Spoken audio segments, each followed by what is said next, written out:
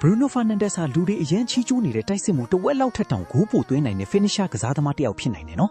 ဒီမှာတော့ Manchester United အသင်းမှာပေါ်တူဂီ Maestro ကစားသမားရဲ့ပါဇက်အဟောင်းသားဖြစ်စီခဲ့တဲ့အထင်ကြီးဂိုးသွင်းချက်၈ခုကိုဖော်ပြပြလိုက်ပါတယ်နံပါတ်၈နေရာကနေစကြရအောင် Everton နဲ့ပွဲတုန်းက free kick ကိုပါပါဝါထက်တိကျမှုကိုဦးစားပေးတာပေါ့သူကအကွာဝေးကိုတိုင်တာပြီးဘောလုံးကိုထောင်ဖြားတဲ့ကိုလွယ်လွယ်ကူကူကွေးသွင်းလိုက်တာကတိကျမှုဘယ်လောက်ရှိလဲဆိုတာပြသနေတာပဲနံပါတ်9ကတော့ဘုံမောင်းနဲ့ပွဲတုန်းက free kick ကိုပါပဲ game ကအရေးကြီးတဲ့အခြေအနေမှာ captain ကတက်လာပြီးတော့ပေါ့သူ့ရဲ့ dead ball genius အရေးချင်းနဲ့ကျွန်တော်တို့မျှော်လင့်ထားတဲ့လိန်မာပါနတ်တဲ့တိကျမှုကိုပြသသွားတဲ့ထူးခြားကောင်းမွန်တဲ့ဂိုးသွင်းချက်ပါပဲနံပါတ်6ကတော့ Sheffield United နဲ့ပွဲတုန်းက rocket လိုမြန်တဲ့ဂိုးပါပဲအသင်းလိုက်သွင်းဂိုးကနေတအူးချင်း masterpiece ကိုအဖြစ်ပြောင်းလဲသွားတာပေါ့သူ့ရဲ့အားနည်းတဲ့ချက်တောင်းနဲ့ဘောလုံးကိုချိတ်ဆက်ပြီးပြင်းထန်ထန်ကန်သွင်းလိုက်တာပဲဗျာထိတ်ဆုံးတောင်းလဲကိုတန်းဝင်သွားတာဗျာဒါကတော့ world class နီးစနစ်နဲ့စိတ်အားထက်သန်မှုအပြည့်ပေါင်းစပ်သွားတာပေါ့နံပါတ်5နေရာမှာတော့ Arsenal နဲ့ပွဲက free kick ကိုပါ PR တွေများနေတဲ့အချိန်မှာ သူကတော့ master class ပုံစံမျိုးနဲ့ကန်သွင်းပြခဲ့တာပါတတိုင်းပေါ်ကနေတိတိကျကျပဲဖြတ်ကျော်ပြီးဝင်သွားတာပေါ့ဒီဂိုးကတာမန်ဂိုးတကူမဟုတ်ပါဘူးသူဘာကြောင့် league ရဲ့အကောင်းဆုံး dead ball specialist ဖြစ်နေရတာလဲဆိုတာကိုပြသလိုက်တာပါပဲ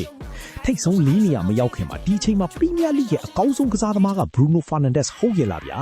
follow button လေးနှိပ်ပြီးတော့ video ကို double tap လုပ်ပြီးရပါ comment မှာလေး GGMU လေးရေးသွားပေးပါဦး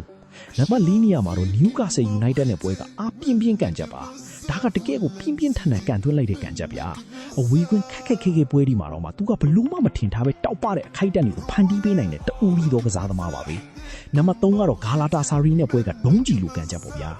တခြားကစားသမားအများစုကတော့အဲ့နေရာမှာဘောလုံးပေးဖို့ကြည့်နေကြမှာပါဒါပေမဲ့ Bruno ကတော့တာဝန်ယူလိုက်တယ်မိုးကြိုးဖြစ်သလိုအားပါနဲ့ကန်သွင်းလိုက်ပြီးဒေါင်းထဲကိုဝင်သွားတာပါပါဝါအပြည့်ပဲဗျာ